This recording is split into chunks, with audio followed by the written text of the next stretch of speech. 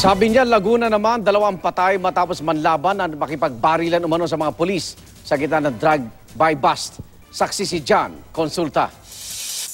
Duguan sina Arnel Edeza alias Kulos at Isaac alias Tonting sa litratong ito mula sa Binyan Police. Patay sila matapos manlaban umano sa mga pulis na nagkasa ng bypass operation sa barangay Malaban, Binyan, Laguna. Na-recover sa kanila ang isang shotgun at isang caliber 38 revolver.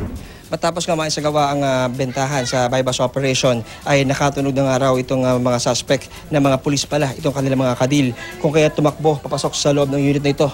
Ang dalawang suspect, isinara ang pinto at nagpapatok sa mga otoridad. Buti na lamang ito ay gawa sa bakal at makapal.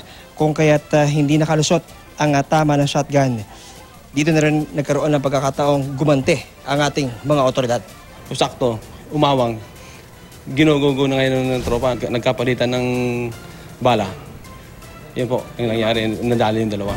Bukod sa mga baril, na-recover din ng mga otoridad ang 2 weighing scale, marked money, drug paraphernalia at hinihinalang shabu. Nakatakda raw isa ilalim sa forensic examination ang cellphone ng dalawa para makita ang iba pang katransaksyon sa droga. Ako si John Consulta, ang inyong saksi.